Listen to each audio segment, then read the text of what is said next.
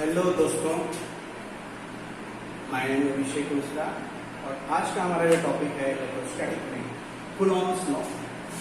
ठीक है, Coulomb's law. Coulomb's law का दूसरा मतलब होता है interaction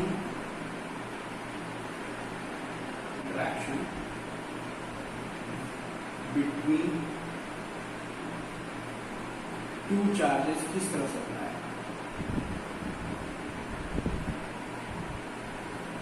interaction between two charges, दो चार्ज अगर होते हैं आपस में एक साथ रखे जाते हैं तो दो चार्ज आपस में कैसे जो है इंटरेक्शन करते हैं एक दूसरे से, उसके बारे में हम लोग जानेंगे।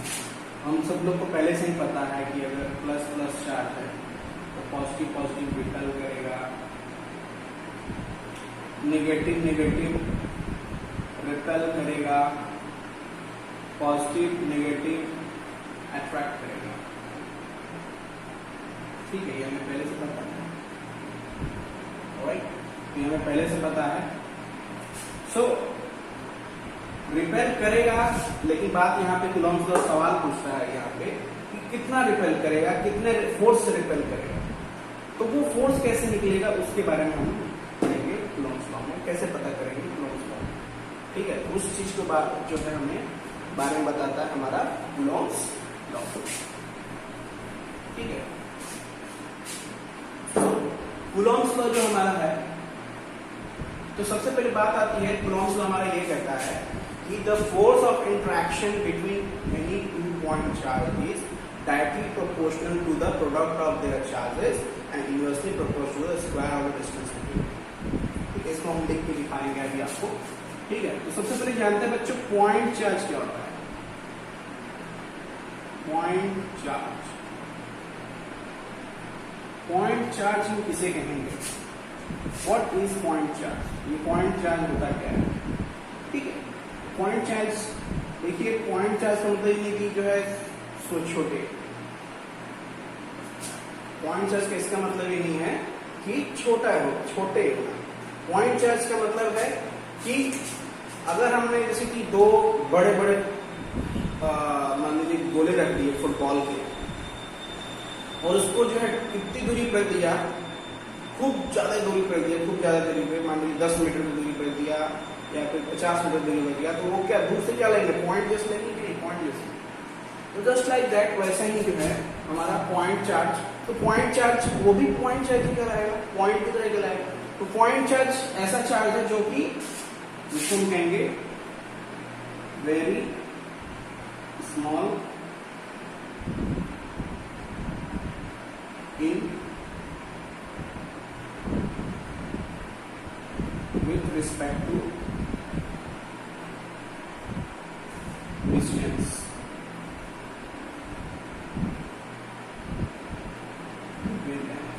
ठीक है, इन दोनों के बीच में जो डिस्टेंस है, पॉइंट चार्ज या पॉइंट ऑब्जेक्ट से कहते हैं, जो दो पॉइंट चार्ज के बीच में अगर डिस्टेंस बहुत ज्यादा हो जाए तो क्या हो जाएगा? पॉइंट बन जाएंगे।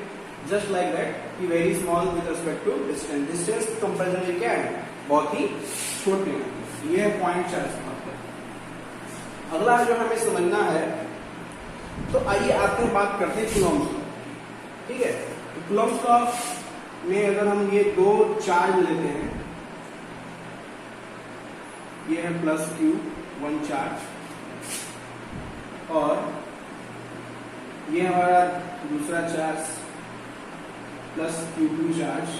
ठीक है, तो ये दोनों पॉजिटिव चार्ज हैं, तो पॉजिटिव चार्ज हैं, तो क्या करेंगे? एक दूसरे को रिपेल करेंगे, रिपेल करेंगे। ये चार्ज 1 नाम लिखिए इसका, ये चार्ज 2 है। ठीक है, दो पॉजिटिव चार्ज है और इनका ये सेंटर है, सेंटर है। तो कूलॉम्स लॉ कहता है और इनके सेंटर से, इस चार्ज से Q1 चार्ज से Q2 चार्ज के सेंटर तक की दूरी कितनी है? वो R। ठीक है, वो R है। सो हमारा जो है कूलॉम्स लॉ जो है, तो हम इसमें देखेंगे। और ये जो फोर्स, तो कूलॉम्स लॉ जो कहता है कि ये जो line of force of interaction जो है इन दोनों बीच में, एक दूसरे रिपेल करेंगे तो रिपल्शन जो होगा वो जो है बिल्कुल उस line joining centre of the charge, इन दोनों चार्ज के उस सेंटर लाइन के सेंटर में बिल्कुल जो है वर्क करेगा। लाइन यानी सेंटर ऑफ देयर चार्जेस, इसी के अलावा वर्क करेगा। ये नहीं कि जो है इसको इधर फेंक देगा, ऐसा फेंक देगा। इसको जो रिपल्शन करेगा, मतलब जो रिपल्शन होगा वो कैसे होगा, बिल्कुल सीधी होगा, ऐसे होगा, नहीं कि ऐसे कर दे, ऐसे कर दे, ऐसे नहीं होगा, बिल्कुल ही सीधा। इसी लाइन पे जो है, इसी लाइन के सेंटर के लाइन पे जो है उनका रिपल्शन होता है। तो कूलम्ब्स लॉ क्या कहता है हमारा कि force on one charge one, force on charge one Q1 charge due to charge 2, first charge पे दूसरे चार्ज द्वारा लगाया गया, सेकेंड चार्ज द्वारा लगाया गया जो फोर्स होता है F21, वो किसके इक्वल होता है, माइनस ऑफ F21 की, यानी दूसरे चार्ज पे फर्स्ट चार्ज द्वारा लगाया गया फोर्स के इक्वल होता है, यानी डायरेक्शन अपोजिट होंगे। माइनस चार्ज क्यों लगा यहाँ पे माइनस साइन, क्योंकि डायरेक्शन ये वेक्टर है, डायरेक्शन क्या होगा, अपोजिट। ठीक है, ये दो फोर्स जो है क्या है, क्या लगेंगे, क्या है, एक दूसरे के इक्वल होते हैं, यानी कि जो हमारे फोर्स हम लिख सकते हैं, हमारा जो फोर्स होता है इनके बीच, दोनों के बीच लगने वाला जो फोर्स होगा तो किसके इक्वल होगा, F12 के मॉड के, यानी मैग्नीट्यूड के, और F21 के मैग्नीट्यूड के बराबर होगा। ठीक है, तो ये इसी चीज को जो है ये कूलम्ब्स को बताता है कि दो चार्जेस के बीच लगने वाले जो फोर्स है, यानी Q1 के ऊपर Q2 द्वारा जो चार्ज लगना है और Q2 पर जो Q1 द्वारा जो चार्ज लगना है, वो दोनों क्या होते हैं, आपस में इक्वल होते हैं। ये हमारा कहता है कूलम्ब्स लॉ, और इसी चीज को हमें जो है वेरीफाई करना है। ठीक, सो कूलम्ब्स लॉ का डेफिनेशन क्या कहता है, जो हमारे एनसीईआरटी में दिया हुआ, जो हमारे सभी जगह पर दिया है, वो ये कहता है कि जो फोर्स होता है ना, जो फोर्स होता है दो चार्ज के बीच में, पॉइंट चार्ज के बीच में लगने वाला जो फोर्स होता है वो डायरेक्टली प्रोपोर्शनल टू होता है product of charge Q1 into Q2। ये कहता है फर्स्ट। ठीक है, इसको वर्ड्स में अभी आप ले सकते हैं कि force on, Coulomb's law state that force between two point charge, between any two point charge is directly proportional to product of their charges। और देखिए चार्ज जितने बड़े बड़े होंगे उतना ही ज्यादा फोर्स होगा, यानी और चार्ज जितने छोटे छोटे होंगे तो हल्के हल्के फोर्स होंगे। जस्ट लाइक दैट, दूसरा जो इसमें कहता है कि जो फोर्स है वो क्या होता है, inversely proportional to r square, यानी डिस्टेंस के इनवर्स होता है। डिस्टेंस की क्या होता है, इनवर्सली प्रोपोर्शनल, यानी कि डिस्टेंस बढ़ता जाएगा जैसे वैसे वैसे फोर्स कम होता जाएगा, और जैसे जैसे जो डिस्टेंस नजदीक होते जाएंगे वैसे वैसे क्या होगा कि ये फोर्स बहुत ज्यादा बढ़ता जाएगा। ठीक है, आपको इसको देख के याद आ रहा होगा ग्रेविटेशन का, तो ये भी हम जो है जानेंगे नेक्स्ट लेक्चर में कि कैसे क्या सिमिलरिटी होती है कूलम्ब्स लॉ के और लॉ ऑफ ग्रेविटेशन के बीच में, क्या सिमिलरिटी है और क्या डिसिमिलरिटी है इनके बीच में जानेंगे। और जो हमारा जो ये फोर्स F है ये डिपेंड करता है, डिपेंड्स ऑन मीडियम। आपको बच्चों ये पता होना चाहिए कि ये जो हमने क्या रखा, फ्री स्पेस में रखते हैं तो जो है हमारा जो है आइडियल कंडीशन में जो हमारी K की वैल्यू है, आगे हम जाके पढ़ेंगे, K की वैल्यू जो है वो कांस्टेंट रहती है। बट अगर डिफरेंट मीडियम हो गया, अगर वाटर हो गया, एयर हो गया, ऑयल हो गया, जैसे एयर में, नॉर्मल एयर में, फ्री स्पेस में तो ऐसा ही होता है, बट अगर मान लीजिए मीडियम हो गया, कोई माइका हो गया, वाटर हो गया, ऑयल हो गया, ठीक है, ग्लास हो गया, तो उस मीडियम में जो है इनका जो मीडियम जो होगा वो डिपेंड करेगा उस K के वैल्यू की, डिफरेंट वैल्यूज रहेंगी। रिलेटिव परमिटिविटी के बारे में आप अगले लेक्चर पढ़ेंगे, रिलेटिव परमिटिविटी क्या होती है, उस रिलेटिव परमिटिविटी के बारे में। तो रिलेटिव परमिटिविटी जो है डिसाइड करेगी कि जो है कितना, किस हिसाब से किस मीडियम में कितना फोर्स ये फोर्स में डिपेंड ऑन मीडियम होता है। ये जनरली ये थर्ड पॉइंट जो बताया ही जाता है, इसमें एनसीईआरटी में उतना मेंशन नहीं है, बट इतनी मतलब हाईलाइटेड नहीं है, लेकिन यहाँ पे मैं आपको हाईलाइट करता हूँ कि फोर्स यानी कि कूलॉम्स लॉ कहता है कि force between 2 point charges directly proportional product of two charges and inversely proportional to the square of the distance between them, and F depends on medium. So इसको इन सबको हम मिला के लिख सकते हैं, F is equals to K Q1 Q2 upon R square, K Q1 Q2 upon R square,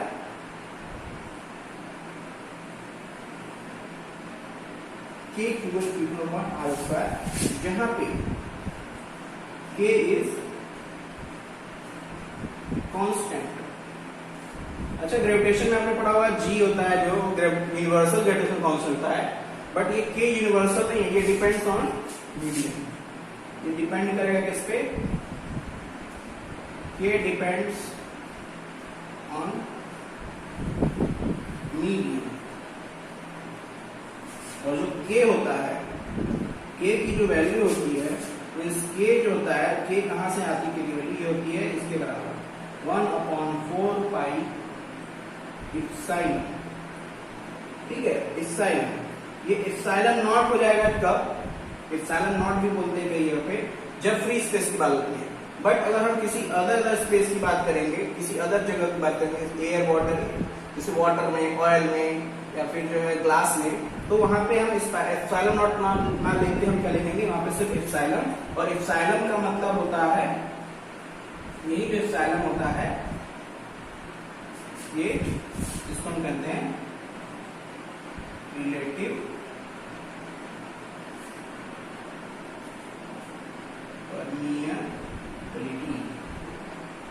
permeability. ये किसी भी मीडियम का रिलेटिव परमिएबिलिटी शो करता है। तो K क्या होता है? K equals to 1/4 pi epsilon naught के बराबर होता है। और K की जो वैल्यू होती है, यहाँ पे ऊपर लिख रहा है, ये जो K की वैल्यू होती है,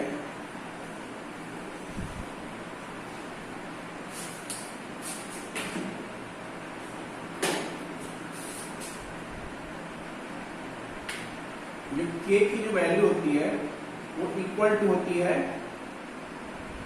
9 × 10 के पावर 9, और इसका यूनिट देखा जाए तो यूनिट होता है आपका न्यूटन मीटर स्क्वायर पर कूलम स्क्वायर।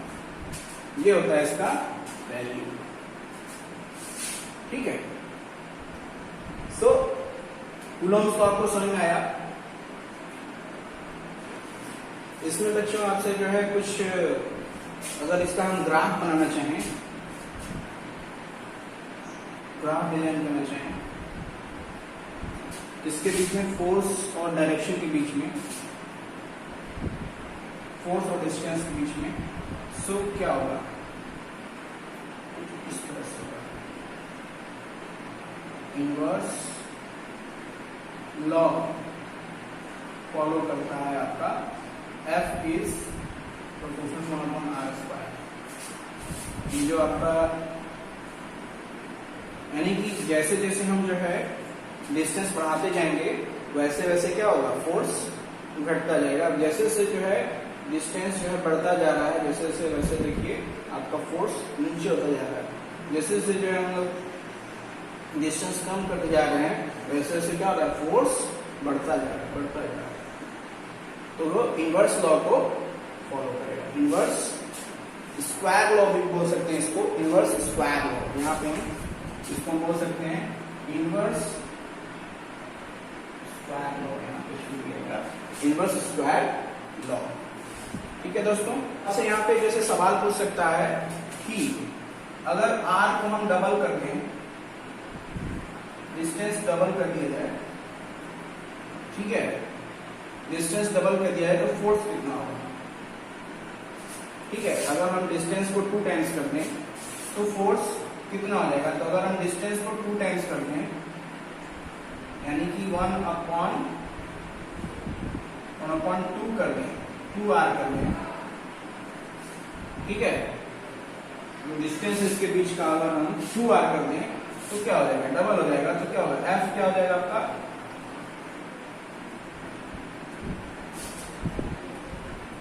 डबल कर दें, f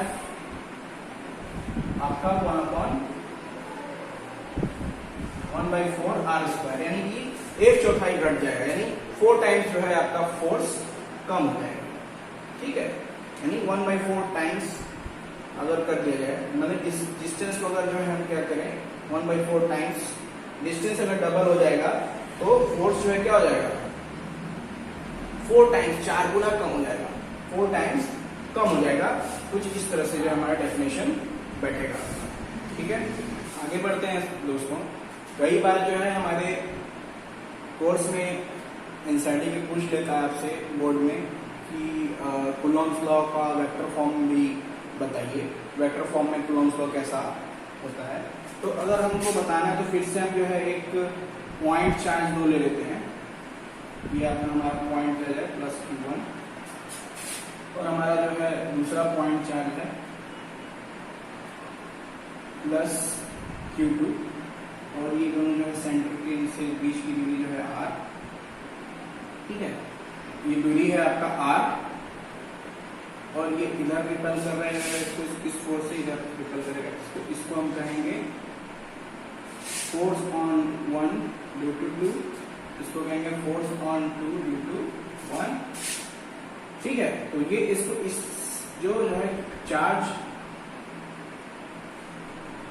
जो है फर्स्ट चार्ज को सेकंड चार्ज जो है किधर रिपल करेगा, इस तरफ से इधर, और ये इसको रिपल करेगा इस तरफ से इधर। यानी कि हम जब आपको पता है हमें जो है, तो हमें पता है F बराबर क्या होता है, Q1, सॉरी सबसे पहले निकालते हैं फर्स्ट चार्ज का वेक्टर फॉर्म। तो force on 1 due to 2 is equals to हो जाएगा Q1/Q2 अपॉन r²। तो आपसे कहेंगे सर कि तो अभी वेक्टर फॉर्म नहीं हुआ इसमें, क्योंकि जो वेक्टर होता है उसमें डायरेक्शन भी होता है। तो डायरेक्शन दिखाने के लिए हम क्या करेंगे, डायरेक्शन दिखाने के लिए क्या करेंगे, अगर हम इस दिशा को, तो हमको जो है कहीं दिशा डायरेक्शन अगर पता करनी है, यानी कि डिस्प्लेसमेंट हमें पता करनी है कि कितनी सेपरेशन है इनकी। तो अगर 1 से 2 का अगर जो हमें डायरेक्शन पता करना है कि फोर्स 1 द्वारा 2 पे जो फोर्स लगाया गया उसकी डायरेक्शन किधर है, तो उसको हम क्या कहेंगे, फाइनल माइनस इनिशियल। यानी कि पहली पोजीशन क्या है हमारा, ये है आपका r1 पोजीशन, ये है आपका r2 पोजीशन। तो आपको ये बन जाएगा r2 माइनस r1 इधर डायरेक्शन में। अगर आपको जो है 1 पे 2 द्वारा किसका जो फोर्स लगाया है उसकी डायरेक्शन किधर है, तो उसको पता करने के लिए हम करेंगे r1 माइनस r2, यानी इसको हम लिख सकते हैं फाइनल पोजीशन की इसका डायरेक्शन किधर है, फाइनल माइनस इनिशियल, तो r1 माइनस r2। तो कुछ इस तरह से जाएगा। तो हम जो है यहाँ पे ये जो r है इसके लिए हम पुट करेंगे यहाँ पे हम क्या करेंगे, r² रहने देंगे, यहाँ पे हम जो है पुट करेंगे। तो हमें जो है क्या करना है, डायरेक्शन वेक्टर, डायरेक्शन डालना है। तो अगर हमको जो है फोर्स ऑन 1 ड्यू टू 2 का डायरेक्शन पता करना है, ये देखो इधर ही लग रहा है इसी दिशा में, ये लग रहा है इसी दिशा में, तो ये r1 माइनस r2 का कैप हो जाएगा, यानी कि यूनिट वेक्टर। तो जो भी यानी किसी भी फोर्स का या किसी वेक्टर का डायरेक्शन दिखाने का जो तरीका होता है, डायरेक्शन कौन दिखाता है, उसका यूनिट वेक्टर दिखाता है। सो यूनिट वेक्टर निकालने का तरीका आपको पता है दोस्तों, a कैप बराबर होता है vector a upon modulus of vector. ये हम पढ़ चुके क्लास 11 में कि ऐसे जो है वेक्टर का यूनिट वेक्टर निकालना। इसको इस फॉर्म में लिख सकते हैं। अच्छा दोस्तों, आपको ये पता है R1 माइनस R2 के बराबर है मॉड ऑफ R के, ठीक है, मॉड ऑफ R के। कई कई जगह पे इसको जो है हम R1 minus R2 is equal to R12 भी लिखा गया है, ठीक है, लेकिन इसको जो हमें लगता है, मुझे लगता है कि वैलिड नहीं है, ऐसे दिखाने की जरूरत नहीं है, क्योंकि जो है दोनों तरफ से जो है सेम होता है, ठीक है, तो इसे दिखाने की हमें जरूरत ऐसे मुझे नहीं लगता कि आवश्यकता पड़ती है, क्योंकि वैल्यूज जो है वो डिपेंड करती है वैल्यूज के ऊपर, क्योंकि फाइनली हम मैग्नीट्यूड ही कंसीडर करते हैं। सो इसी वजह से दोस्तों आते हैं, देखते हैं इसको, ठीक है, तो ये है हमारा ये, और यहाँ पे हम इसको भी मॉडुलस फॉर्म में ले लेते हैं। F12 फोर्स ऑन 12 का जो वेक्टर फॉर्म होगा K Q1 Q2 upon mod of R square upon R1 minus R2 का कैप, ये डायरेक्शन वेक्टर है यानी यूनिट वेक्टर है, ठीक है। इसको हम और कैसे ज्यादा मॉडिफाई कर सकते हैं, F12 दोस्तों आपको K Q1 इनका भी मॉड लेते हैं, K Q1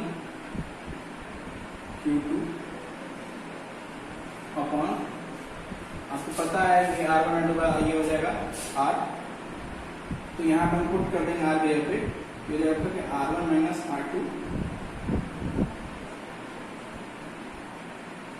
का होल स्क्वायर, और यहाँ पे हम जो है ये यूनिट वेक्टर में इसको वेक्टर फॉर्म में जब कन्वर्ट करेंगे तो ये आपका R1 minus R2 upon mod of R1 minus R2, कुछ इस तरह से हो जाएगा। इसको और ज्यादा मॉडिफाई करेंगे, जब हम और ज्यादा मॉडिफाई करने में क्या हो जाएगा, K बराबर Q1 upon Q2 upon R1 minus R2 का होल क्यूब इनटू हमारा जो है ये आपका R1 माइनस R2 क्या है, ये R है, ये बन जाएगा आपका R1 माइनस R2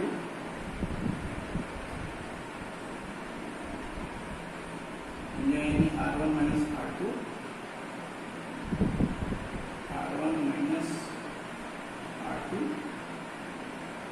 का कैप, ठीक है, R1 माइनस R2 का ये कैप, तो हमारा जो है ये फोर्स ऑन 1 ड्यू टू 2, इसको हम दूसरे फॉर्म में भी लिख सकते हैं, F12 बराबर K, जिस तरह से Q1 modulus of Q1 upon modulus of Q2 upon R1 minus R2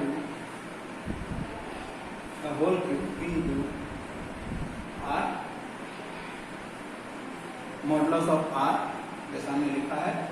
और यहाँ पे भी हम मॉडिफाई कर सकते हैं, यहाँ पे जो है हम इसको ऐसे लिख सकते हैं, मॉडुलस ऑफ, तो कुछ इस तरह से भी हमारा फॉर्मेशन हो जाएगा। ये वेक्टर फॉर्म, ये वेक्टर फॉर्म किसका हो गया, फोर्स ऑन 1 ड्यू टू 2 का डायरेक्शन वेक्टर, मतलब फोर्स वेक्टर फॉर्म हो गया, force on charge 1 due to 2 F12 का। इस तरह से आप चाहें तो F21 का लिखना चाहें तो लिख सकेंगे, बस आपको थोड़ा सा मॉडिफिकेशन करना है, K Q1 modulus of K Q1 upon modulus of K Q2 upon R cube into R,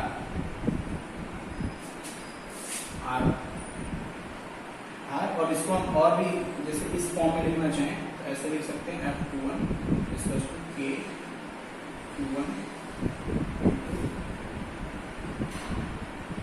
upon R2 minus R1 whole cube into R2 minus R1।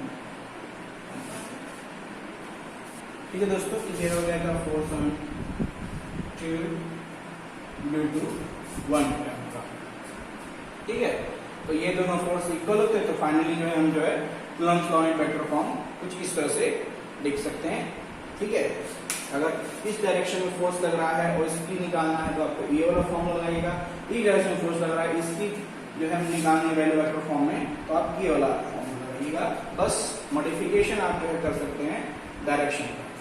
ठीक, हाँ तो दोस्तों मैं कुछ आपको बताना चाह रहा था कि कुछ मिसकंसेप्शंस होती हैं जिनको जो है हमें वेरीफाई करना होता है। जैसे कि कई जगहों पे बुक्स में, कई आपके बुक्स में, एनसीईआरटी में भी, ईएसएल में, जैसे कि अगर R12 लिखते हैं तो इसको लोग जो है R1 माइनस R2 कहते हैं, इसको R12 लिख दिया है और उसको जो है यहाँ पे पुट कर दिया है इस जगह पे, यहाँ पे R लिखा है। ठीक है, इसी तरह से जो है आप अगर R2 माइनस R1 करते हैं तो वहां पे क्या लिख दिया है, R21 लिख दिया है। तो इससे कोई ज्यादा फर्क नहीं पड़ता, आप जो है क्योंकि दोनों की मैग्नीट्यूड जो है दोनों डायरेक्शन में जाए तो सेम ही होती है, मैग्नीट्यूड दोनों सेम होती है, तो इसका जो है हमें, इससे हमें कोई फर्क नहीं पड़ने वाला जब क्वेश्चन लगाएंगे तो।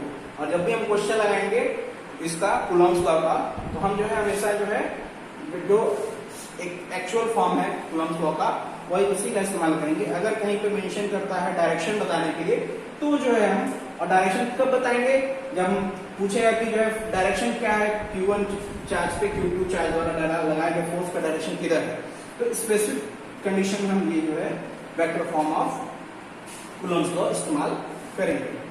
ठीक है, comparison between law of gravitation, क्या क्या जो है सिमिलैरिटीज हैं और क्या क्या जो है डिफरेंसेस हैं हमारे कूलम्ब्स लॉ का लॉ ऑफ ग्रेविटेशन से।